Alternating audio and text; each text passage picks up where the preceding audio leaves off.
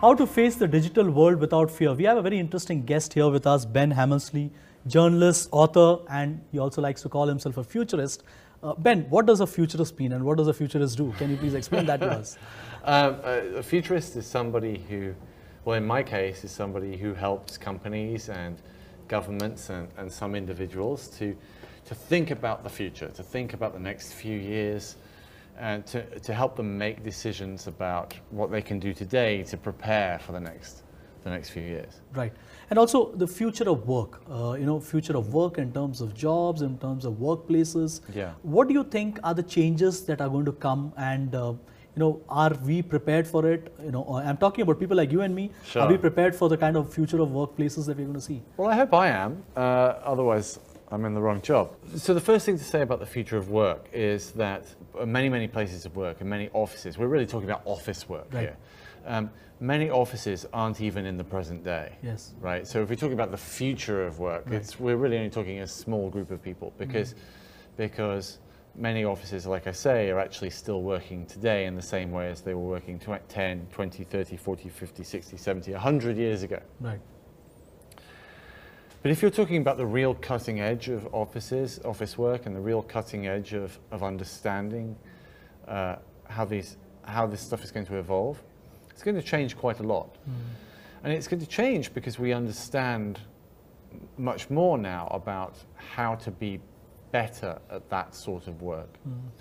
So not only do we have new technologies coming in, like artificial intelligence and big data and machine learning and all of those things, and new interfaces, so augmented reality and so on. But we also have a considerable amount of knowledge now about peak performance, peak cognitive performance, and the environment, for example. So we know a lot about how to light offices. We know a lot about the sort of temperature we should have. We know a lot about the sound that should be in an office. We know the psychological and business effects of having an open plan office against having small offices with a door and things like that. And so we have a lot more research today. And so the future of work is not just using AI and all of those technological things, but it's also having the best possible chair, right? And the best possible desk and the best possible environment. And when you add all of those things together, then you create something which is fundamentally very different for most people. Right. Most employees would like to know that will corporates adopt to the whole concept of work from home. With Yes. cities becoming extremely difficult to travel, Yes. and a lot of cost associated with actually renting out offices in big cities. Sure. So what changes do you think are companies looking to do there? Are they thinking about it, or do they see it as like one of those options which they have to do it out of compulsion? So it depends on the sort of work you're doing. But I think the way that you make that decision, the way we're realizing how you make that decision is to think about what is the very nature of the work that you do. And not just, and what are the different types of work you do within a particular job. So some work, so you say your job takes 5 days a week, right? Maybe some of those days a week, it would be best if you worked from home on your own, in the quiet, in your pajamas, with a cup of tea, and you can be more efficient that way. Yeah. And for 1 day a week, it might be a very good idea that you're in an open plan office with lots of people where you can have lots of conversations. Yeah. And another day of the week, it might be important for you to actually be in the office with maybe 1 or 2 colleagues, but with the door closed. Right. Having a different type of interaction. And so we're realizing that we can reassess our work, and some of our work is best done alone or in a cafe or wherever, and some of our work is best done in an open plan office, and some is done different ways. And conversely, we're realizing that whereas before there was this idea that if you were in an open plan office, for example, you'd be much more collaborative, there would be more creativity and all that sort of thing. And we're now realizing that is fundamentally wrong, actually. There was this great fashion, especially in London and New York, to have creative companies in open plan offices with the idea that we would collaborate. Collaborate, yeah. It turns out that that's really fundamentally a bad idea. Okay. Open plan offices make you a little bit stupid. Okay, but why do you say that? Can you explain that? Because we always thought that the reason why the entire concept of cabins were broken down, so that there is more interaction between the top rung and the middle rung and the lower rung. Yes. So you think that doesn't work? I think I know it doesn't work. I mean, we can show it doesn't work scientifically and experimentally. There are many reasons why it doesn't work. One is that you need time to focus. Any sort of intellectual or creative work requires a lot of time of just doing your work, and open plan offices make it very, very difficult to focus. It means that you're constantly psychologically a little bit stressed because there's a lot of things happening around you that are happening. It means that because open plan offices are inherently stressful, it creates a social hierarchy in terms of where people sit. Right. So in any open plan office, anywhere in the world, the most junior people sit in the middle and the most senior people have the corners. Or the cubicles. You know? Or the cubicles. And the reason they have the corners or the cubicles is so that nobody can come behind them. Right.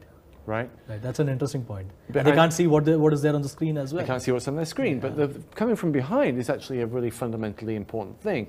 Because we evolved as animals, right? As humans, we evolved in the African savannah, where if there was something behind you, it might eat you. Right. Right?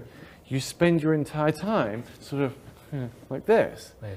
And so they're a little bit more stressed. And if you take blood from people who work in open plan offices, they have slightly more cortisol in their blood because they're more stressed. And the more towards the center of the room, where more than half of the people are behind you and you can't see what they're doing and you can't see what they're looking at, then you're even more stressed. And that has effects on your cognition. It makes you a bit more stupid. It makes you more, and so on and so on and so on.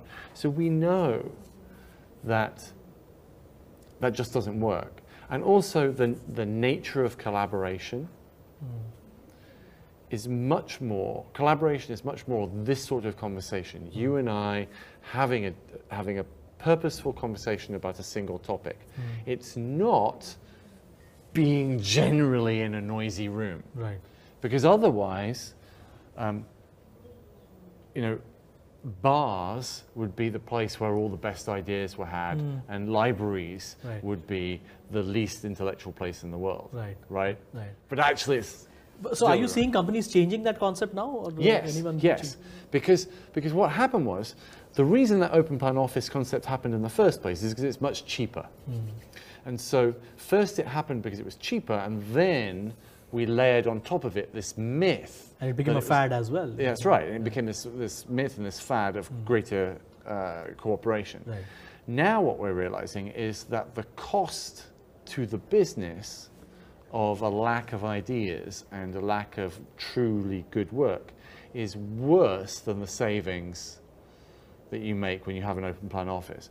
And so lots of creative agencies now, and certainly like technical companies like Google and so on, are getting rid of their open plan, and they're going back to having one or two people at most sharing an office with a door, and then another more open area where you can go and you can do those sorts of collaborative pieces of work, but you do it at a very specific time and you do it in a very structured way, and then you leave and you go back to the quiet and concentrated atmosphere of your office, shut the door, do the work.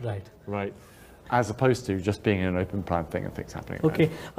Coming to the next question about automation, and this is a huge fear that people have about automation, the robotics coming in and machine learning and, AI coming in and, whether your jobs will go off. How do you battle this? And how do you battle this fear? And I've read you saying that, change is something that you need to adapt to and you need to actively engage in. So, how do you take that challenge to people? So the rule that I think we're starting to realize is that AI and automation don't take jobs. They take tasks. Right. Now, if your job consists entirely, 100% of tasks that can be done by a machine, then yes, you are in trouble, right? Absolutely. But if your job consists of maybe 30% that can be done by machine and 70% machine can only be done by you, then actually automation is great, right? Because it takes away the 30% that's kind of nonsense. Makes you more efficient. That's right. Or it doesn't necessarily make you more efficient, but it gives you more time to do the more human things. And so the way I believe that you combat the stress in your career is to look very carefully at everything you do and say, okay, proactively, you have to say, what is it that I do that could be done by a machine? And then give it to the machine as soon as possible. Right. Just get rid of it. Get the machine to do it. And give yourself that time to then expand your role to be much more human and to take advantage of this now the time that you have to do the things that only humans can do, have good ideas, that sort of stuff. Ben, that was a very interesting conversation. Thank you for speaking to us. Thank you. Thank you.